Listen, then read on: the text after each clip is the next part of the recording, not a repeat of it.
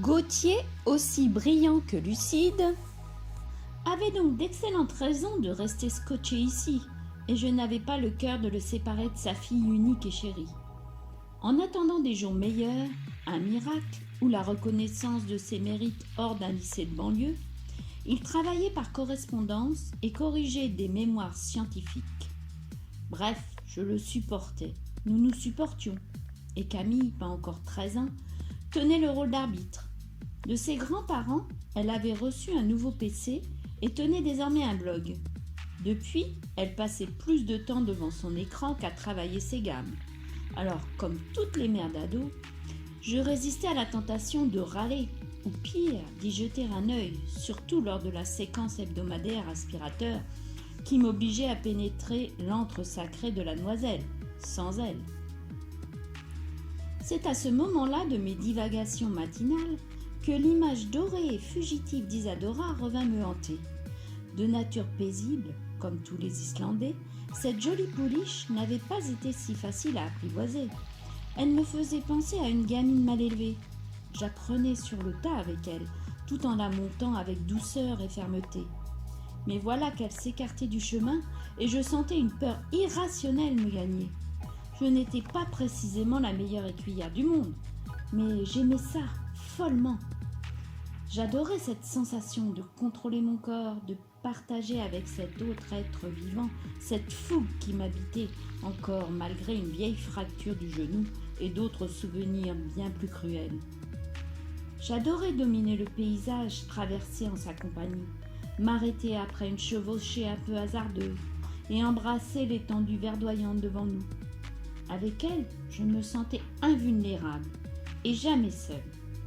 J'aimais saturer mes poumons d'air iodé, de vent cinglant, vivre en osmose avec cette nature sauvage et dépouillée d'atours en hiver. L'automne arriverait, et avec lui un festival de couleurs, de senteurs, d'émotions à en perdre la raison et la notion du temps. Je n'aimais pas rentrer, et pourtant, au retour, il me fallait la penser, brosser sa longue crinière et ressentir son souffle chaud à la commissure de mon cou. Dès que j'avais mis pied à terre, me rendait triste à pleurer.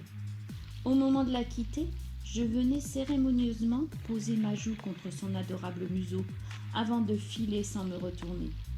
J'avais l'impression de quitter ma meilleure amie, la sœur que je n'avais jamais eue, ma tante, ma mère, l'enfant que je n'étais plus, l'enfant que j'avais perdu.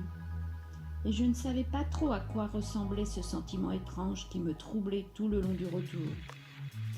Néanmoins regonflé d'espoir, je pouvais repartir vers ces humains si décevants, subir ma vie étriquée et sa monotonie bancale, mes amours larvés et ce travail que je faisais sans joie, mais avec conscience, parce que le patron était mon meilleur ami, et qu'il m'avait sauvé en quelque sorte, sauvé de l'ennui et de bien pire.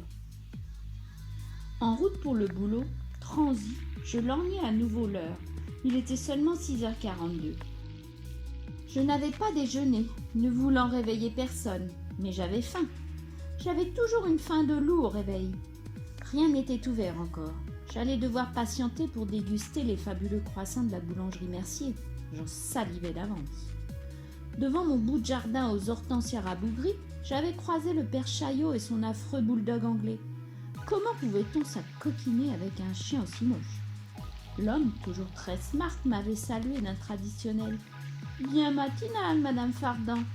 On dirait que l'hiver arrive. » J'avais opiné, et le vieux s'était évanoui dans ses brumes, son clébard baveux pendu à ses basques.